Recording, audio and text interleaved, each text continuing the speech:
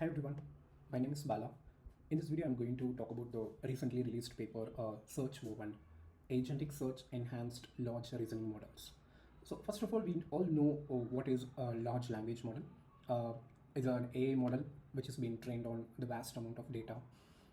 So what we do is that maybe one example is ChatGPT, where we give some question and then get an answer from the trained data, right?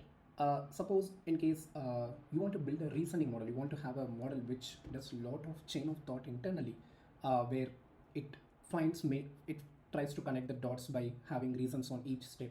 Say suppose you ask a question to the model and you want the model to form reasoning before giving the answer to you. So one of the best example could be questions from mathematics, where you have to find the value of x given these many parameters, and in terms of chemistry, where you want to form an equation, where you have an equation and try to find a solution, right?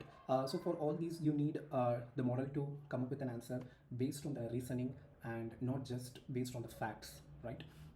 Say you have say suppose if you don't have the knowledge, if you suppose in your trading data, if you don't have the knowledge that what you have with you, right? Say suppose LLM is already pre-trained, but then you have some documents with you which are private to you, and you want to extract information from those documents. That is where you use RAG. Similarly, with respect to woven models, right? I mean the reasoning models, right? The large reasoning models, right? If you want to extract some information, you try to form a RAG-like application where you give the external knowledge to the model and then get response from it. So this is where these authors have found that these type of approach may not be suitable. It's interesting to see that how they have come up with this approach and the intuition that they have identified to the intuition behind the problem statement that they have identified.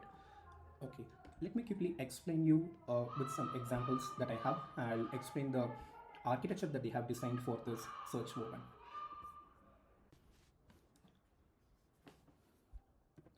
Say suppose in your example, to the large reasoning model, say have your large reasoning model, and to this is where you want to ask a question. Okay, just for example, I am coming up with a simple example. It may not be really needed to have a large reasoning model to answer this question. So the example I picked up is very simple. Okay, which Indian cuisine secured first place in Australian MasterChef program, right? So this is the question that I have. This is a user query, and now to answer this user query, right? The large reasoning model will do some process internally to come up with the answer. Okay, so this is what is called as chain of thought. Okay, so this chain of thought, what it does is first it will split the question into multiple questions. When I say multiple questions, maybe multiple steps. Okay, the step one will be the model wanted to know what are the Indian cuisines. So it tries to start like this. I need to understand Indian cuisines. Then step two, I need to understand about Australia MasterChef program, right? And I need to understand in which year this event has happened, this event occurred, right? So as a large reasoning model, right, it has to follow these many steps before coming up with an answer. Okay, so you can think it this way. Say suppose these data have been already trained, if all these data are already available in the pre-trained data, right, pre-trained model, right, it will be a bit easier for the model to answer. So it will know what are the Indian cuisine, and it will try to connect the dot, and okay, in Australia's MasterChef, whether this dish is present or not, and whether this particular dish has won the second first place or not. Okay, so this is what it is happening internally. See, suppose this, I'm asking this question in the year 2025, right? And this particular model, this large reasoning model O1 is trained till 2023, hypothetically, and in 2024 this event has occurred, right? So my model will not. So when I ask this question, it may not know the answer, correct? So here is where it tries to hesitate. It tries to create hallucination in the answer. So it is not knowing whether it may not even know whether event has occurred in the 2024 or not, whether the Indian dish has presented or not, right? So in these cases, the model fails to answer. So when it comes to steps, the step one might be fine. So step one, it will know, it might get an answer for step one. In the step two, it might get the answer because it might already know about Australia's MasterChef. In step three, it fails, and the answer that we get may not be accurate, right? So this is where what happens is search woven comes in. So with respect to search woven, the authors have identified the problem statement in such a way that they have got a strong intuition in rectifying this problem. So let's look into the paper to understand that. Perfect. Now let's dive deeper into the search woven model.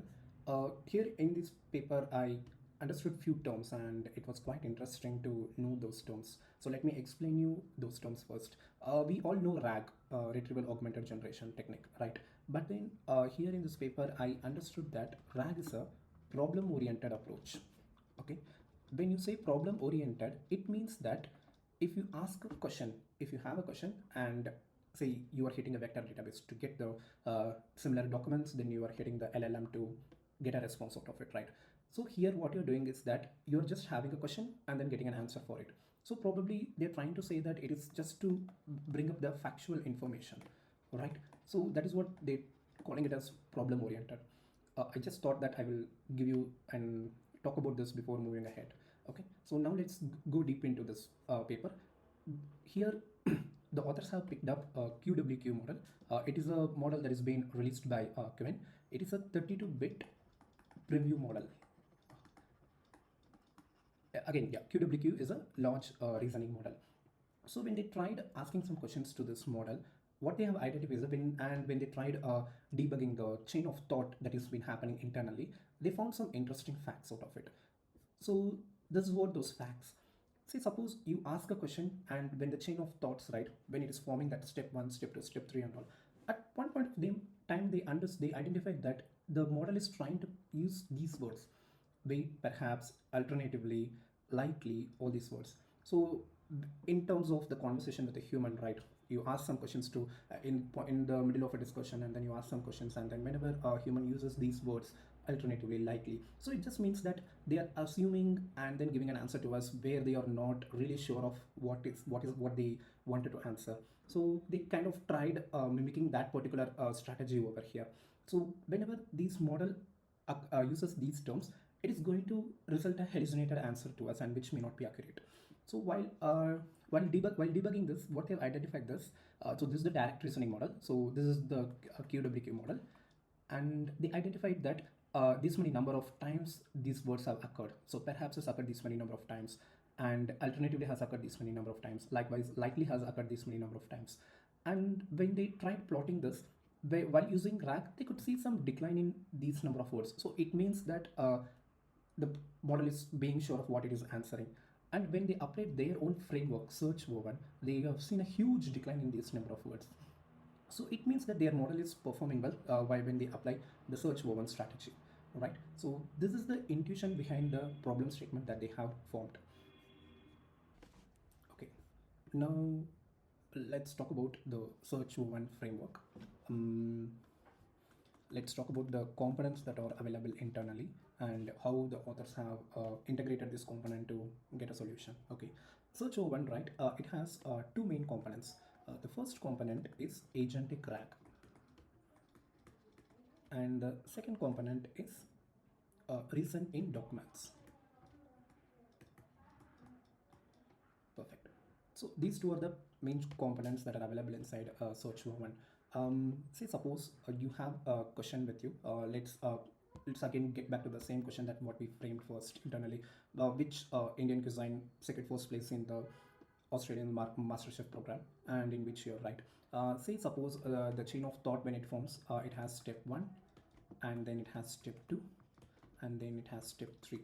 So say consider that it has followed three steps to answer the question. So in each step, if the large reasoning model, right, if it has answer from it, if it is sure of the answer, it can get the answer to the model, right? It gets the answer. Say suppose if the model is really not sure of what it is answering, this is where we have an agentic RAG coming in picture. It tries to talk to the external outside world. So when I say outside world, internet, It talks to the internet, get the documents, and then it tries to continue the chain of thought, and then it moves to step 2 and then step 3. Okay, so this is where agentic RAG is coming inside. In terms of agentic RAG also, right, there is a limitation. See, suppose when the in the step 1, when it gets a lot of information, when it gets the knowledge to the next step, right, it may end up getting huge document, huge data, right? We all know that when we do the RAG process, if we ask some questions, and then in terms of this, say suppose we want to get the Indian cuisines, right? So when we say Indian cuisines, there are a lot, there are region based, there are state based food, and there could be some cuisine which belongs to just one part of the country, right? So there could be a lot of data that it may end up fetching all those data, right? So to ensure that only the relevant data is being moved from one step to the another step, we have this component called reason in documents. You can consider this document as a filtering layer, where it just filters only the relevant data that is needed to be moved to the next step. Okay, see, suppose after this getting the Indian cuisines, it has got some 100 pages of documents, right, where we don't need all the 100 pages of documents. In step 2, it should know that this particular dish has been present in the Australian MasterChef. So it will just try to connect the dot and then make some reasoning and take only the document that is needed for the step 2, and likewise it moves to the step 3. So this all this process happens iteratively before getting the answer, right? I mean, with respect to step 1, step 2, step 3, right, so each step will have the original user query. Then so for the thought that has happened, so for all the reasons that has this particular approach has captured, then it will have the current query. So when I say current query, so if the original query is big, if the original query is about which Indian cuisine secret was placed in Australia market, Australia MasterChef, and then in which year, so that will be the original query. Then the current query could be about the Australian MasterChef, and then the reasons could be all the reasons that this particular model has captured before. So this is how the search O1 framework works, and let me try to explain this in the research paper point of view. Let me try to see. Yeah, this is what I wanted to explain. See, this is a vanilla reasoning pattern. So if you see the vanilla reasoning pattern, the existing all these large reasoning models, right? It will take the original question and then split into multiple steps. It will start thinking. If it will try to encounter all the unfamiliar knowledge, and it will start making a guess, and it will keep continuing this process until it gets the final answer. Okay, this is how the vanilla reasoning pattern is working. So after integrating only agentic RAG, right, they could see some difference. So after applying the agentic RAG, they could see that from step 1 to the step 2, in the sequential steps, right, they could see that the model is carrying a lot of information from one step to the another. So they wanted to control this, so that is where they brought in this reasoning documents module. So this reasoning documents, as I said, it will filter out all the information, and it will take it only the relevant information to the next step. Authors have published the code, and they have made it open source. Here is where you can see the code. They have published the code in GitHub. I'm planning to clone this code and develop some applications on top of it. Maybe in the upcoming videos I'll do that. Thanks for watching the video.